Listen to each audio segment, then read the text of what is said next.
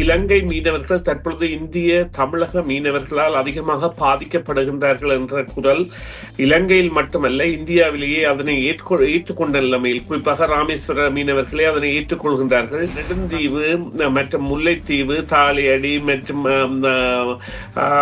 வடமராட்சி கடற்பரப்புகள் போன்றவற்றின் கடல்களில் எல்லாம் குறிப்பாக இவர்களின் இழுவை படகுகள் மூலம், அதாவது இந்த இழுவை படகுகள் மூலம் அந்த ஒரு பாவிக்கின்ற வலைகள் என்பன அந்த தடை செய்யப்பட்ட வலைகளாகவும் அவை சிறிய மீன்கள் என்றோ அல்லது பெரிய இன மீன்கள் என்றோ பிரிக்க முடியாத அளவிற்கு அனைத்து வளங்களையும் அள்ளி செல்வதான அந்த ரோலர் மூலமான இந்த இழுவை மடி வலை என்கின்ற ஒரு வலை காரணமாக இவ்வாறான மீன்பிடியை அவர்கள் செய்வதால் மீன் வளம் குறைவதோடு இவ்வாறு வருபவர்கள் மிகவும் கரையை அண்டி வந்து மீன் பிடிப்பதால் இலங்கை மீனவர்களுடைய, அதாவது வடக்கு மீனவர்களுடைய வாழ்வாதாரம் பாதிக்கப்படுகின்றது என்பதை வடக்கு சேர்ந்த மீனவர்கள் இந்த போராட்டங்களின் பொழுது தெரிவித்திருந்தார்கள்.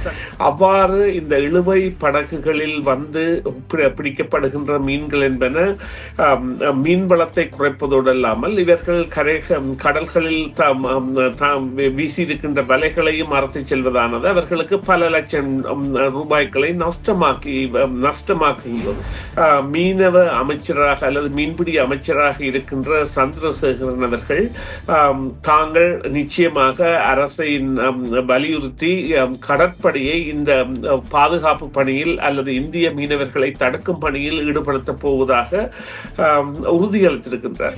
தமிழக மீனவர்களிடையேயும் இந்த பிரச்சனை அவர்களுக்கு புரியாததல்ல. அவர்கள் உண்மையிலேயே தங்களுடைய வளங்கள் இந்தியால், அதாவது மீன் வளம் என்பது அநேகமாக இலங்கை கடற்பரப்பில் இருப்பதால் அவர்கள் இலங்கை கடற்பரப்பை நாடி வருவதற்கான காரணம் எங்களுடைய கடற்பரப்பில் வளங்கள் அதிகமாக இருக்கின்றன. மீன் என்பது அவர்களுடைய கடலில் மீன் என்பது குறைவாக இருக்கின்றது.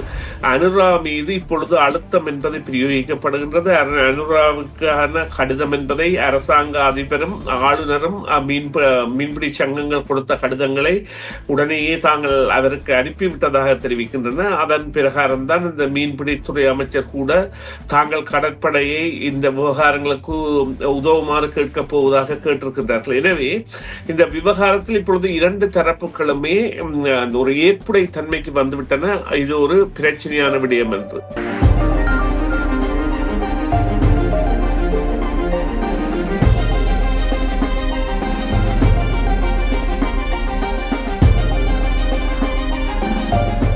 வணக்கம் நேயர்களே, மீண்டும் மற்றும் ஒரு செய்தியின் பின்னணி நிகழ்ச்சியில் உங்கள் அனைவரையும் சந்திப்பதில் மிக்க மகிழ்ச்சி அடைகின்றோம். இன்றைய தினம் பேச போன்றோம் என்னவென்றால், அண்மையில் நடைபெற்ற இந்திய மீனவர்களுக்கு எதிரான போராட்டம் யாழ்ப்பாணத்தில் நடைபெற்றிருக்கிறது.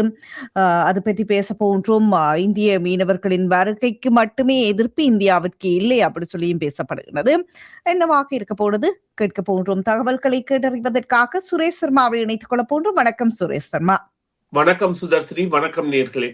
ஆமாம், மீண்டும் வரவேற்கின்றோம் உங்களை நிகழ்ச்சிகளுக்கு. இவ்வாறான போராட்டங்கள் யாழ்ப்பாணத்தில் முன்னெடுக்கப்பட்டிருக்கின்றது. இந்திய மீனவர்களுக்கு எதிரான போராட்டம். இந்த போராட்டங்கள் மீனவர்களுடைய பிரச்சனைக்கு ஒரு தீர்வாக அமையுமா, இல்லது எவ்வாறான தீர்வை கொண்டு வரும் அப்படி சொல்லி யோசிக்கின்றீர்கள்?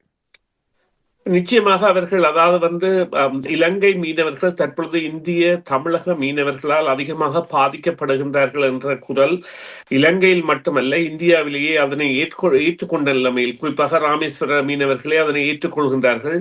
தங்களை விட வேறு மீனவர்கள் தான் அவர்களுடைய வலைகளை அறுப்பதான தகவலை கூட அவர்கள் அண்மையிலே தெரிவித்திருக்கின்றார்கள். இந்த போராட்டங்களின் பிரகான காலத்தில் தாங்கள் அவ்வாறான வலைகள் அறுப்பு போன்றவற்றில் ஈடுபடுவதில்லை.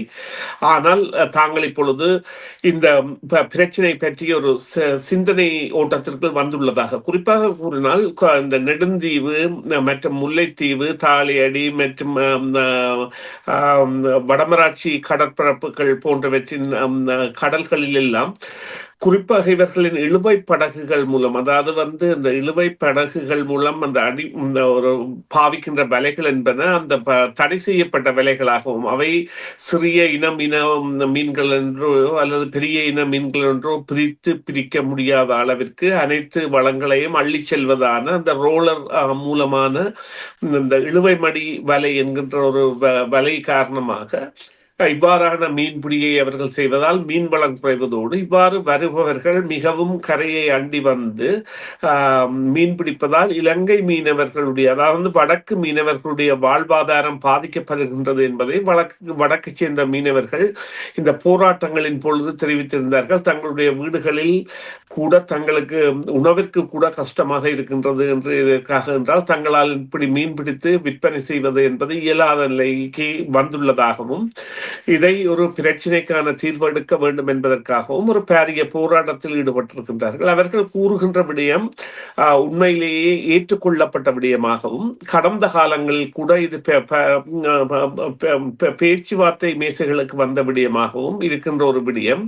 அவ்வாறு இந்த இழுவை படகுகளில் வந்து பிடிக்கப்படுகின்ற மீன்கள் என்பன மீன் வளத்தை குறைப்பதோடு அல்லாமல் இவர்கள் கடல்களில் வீசியிருக்கின்ற வலைகளையும் மறத்து செல்வதானது அவர்களுக்கு பல லட்சம் ரூபாய்களை நஷ்டமாக்குகின்றது. எனவே தங்களுடைய இயற்கை வளப்பரப்புகளில் இந்திய மீனவர்கள் வந்து மீன்பிடியில் ஈடுபடுவதை தடை செய்வதற்கான இந்த போராட்டத்தை அவர்கள் 2-3 மாதிரிகளாக தொடர்ச்சியாக செய்து வந்திருந்தனர். ஆளுநரை சந்தித்திருக்கின்றார்கள், அதே போல இந்திய தூதுவரை சந்தித்திருக்கின்றார்கள், அதே போல அரசாங்க அதிபரை சந்தித்திருக்கின்றார்கள். அதை விட ஆர்ப்பாட்டமாக யாழ்ப்பாணத்தில் ஆர்ப்பாட்டம் சென்றிருக்கின்றார்கள், ஒரு முழு நாள் தங்களுடைய மீன்பிடி தொழிலை விட்டு.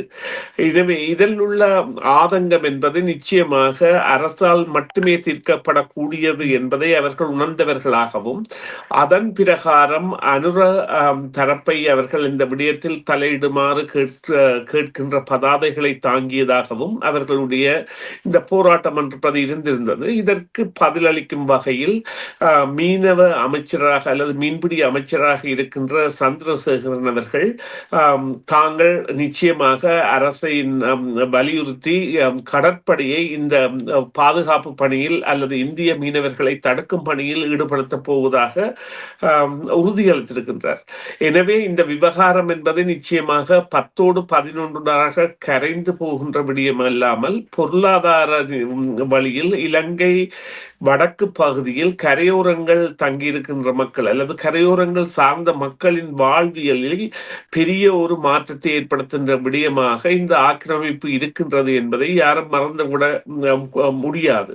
குறிப்பாக இவ்வாறு இந்த முல்லைத்தீவு மற்றும் வடமராட்சி கடல்கள் என்பவற்றோடு நெடுந்தீவை அண்டிய பகுதிகளில் எல்லாம் சில மைல் தூரத்திற்கு உள்ளே, அதாவது நெடுந்தீவுக்கு மிகவும் அண்மையாக வந்தே பிடித்து செல்கின்ற நிலைமைகள் எல்லாம் இருக்கின்றன. குறிப்பாக சர்வதேச சட்டங்களின்படி 24 கடல் மைல்கள், அதாவது ஒரு ஆட்லரை சென்று தாக்கக்கூடியதான கடல் மைல்கள் தான் ஒவ்வொரு நாட்டின் கடல் எல்லையாகவும் அந்த போர்க்காலங்களில் தீர்மானிக்கப்பட்ட தீர்மானங்களின்படி இருக்கின்றது.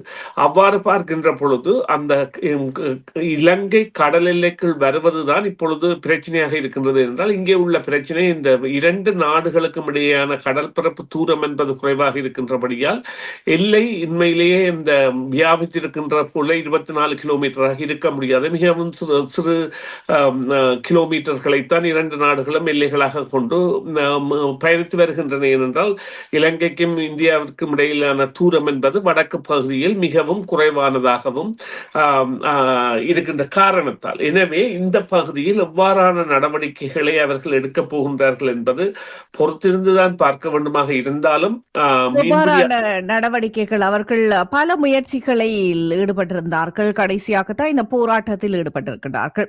நீங்கள் என்ன நினைக்கின்றீர்கள்? இவ்வாறான நடவடிக்கைகளை அவர்கள் மேற்கொண்டால் இதற்கான ஒரு சிறந்த தீர்வு கிடைக்கும் அப்படி சொல்லி நீங்கள் என்ன நினைக்கின்றீர்கள்?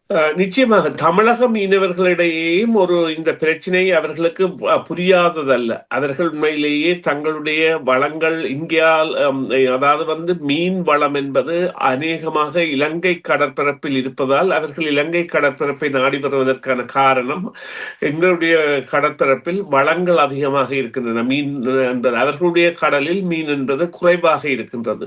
அதை விட அவர்கள் வேறு பக்கமாக சென்று பிடிப்பதை விட இந்த பக்கத்தில் பிடிப்பது என்பது அவர்களுக்கு அதிகமான விளைச்சலை தருவதாக, அதாவது அந்த இலங்கையில் இவ்வாறான இழுவை படகுகள் அல்லது ட்ரோலர் மூலமான மீன்பிடி படகுகள் என்பன அதிக அளவில் சேவையில் இல்லாத காரணத்தால் அல்லது இந்த சட்டவிரோதமான மீன்பிடி பிடிப்புகளில் ஈடுபடாத காரணத்தால் இவர்களால் இந்த மீன்வளத்தை அள்ளக்கூடியதாக இருக்கின்றது. ஆனால் இப்பொழுது ஒரு புரிதலுக்கு அவர்களும் வந்திருக்கின்றார்கள். இருந்த பொழுதிலும் தமிழ்நாட்டு அரசாங்கம் கூட இந்த விடயத்தில் தலையிட வேண்டிய ஒரு தேவையை இது ஏற்படுத்தி இருக்கின்றது என்பதை நாங்கள் மறுதளிக்க முடியாது. ஏனென்றால் அனுரா மீது இப்பொழுது அழுத்தம் என்பதை பிரயோகிக்கப்படுகின்றது. அனுராவுக்கான கடிதம் என்பதை அரசாங்க அதிபரும் ஆளுநரும் மீன்பிடி சங்கங்கள் கொடுத்த கடிதங்களை உடனேயே தாங்கள் அவருக்கு அனுப்பிவிட்டதாக தெரிவிக்கின்றன. அதன் பிரகாரம் தான் இந்த மீன்பிடித்துறை அமைச்சர் கூட தாங்கள் கடற்படையை இந்த விவகாரங்களுக்கு உதவுமாறு கேட்கப் போவதாக கேட்டிருக்கின்றார்கள். எனவே இந்த விவகாரத்தில் இப்பொழுது இரண்டு தரப்புகளுமே ஒரு ஏற்புடை தன்மைக்கு வந்துவிட்டன. இது ஒரு பிரச்சனையான விடயம் என்று. எனவே அவர்கள் இனிவரும் காலங்களில் செய்ய வேண்டியது நிச்சயமாக எவ்வாறு இந்த விடயத்தை தவிர்க்கலாம் என்பதற்கான ஒரு பேச்சுவார்த்தையிலும் இணக்கப்பாட்டிலும் வர வேண்டிய தேவை இருக்கின்றது. அதுதான் உண்மையான விடயம். இப்பொழுது அனுர தரப்பில் எவ்வாறான முடிவுகள் வரும்? தமிழக அரசு விடுத்த இந்த கடிதங்களுக்காக அனுர தரப்பிலிருந்து எவ்வாறான தீர்ப்புகள் கிடைக்கும் என்று நினைக்கின்றீர்கள்? ஆமாம். இப்ப அதாவது நாங்கள் இந்த மீனவர்கள் வடக்கு மாகாண அரசாங்க அதிபர் மற்றும் ஆளுநராக கையெழுத்த கடிதங்கள் அவர்களுக்கு ஒரு ஆதரவான நிலையை, வாக்கு வங்கியை பெருப்பிப்பதான நிலையை ஏற்படுத்தும் என்பதில் எந்தவித ஐயமும் இல்லை.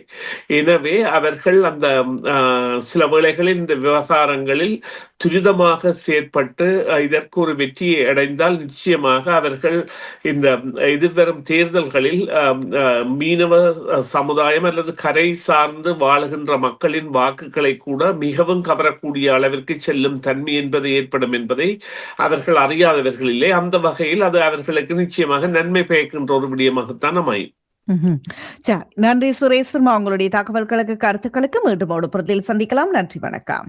நன்றி சுதர்சினி. நன்றி நேயர்களே. மீண்டும் ஒரு பொழுதில் சந்திப்போம். டிவிஐ யூடியூப் சேனலில் இணைந்திருக்கும் நேயர்கள் அனைவருக்கும் எமது நன்றி.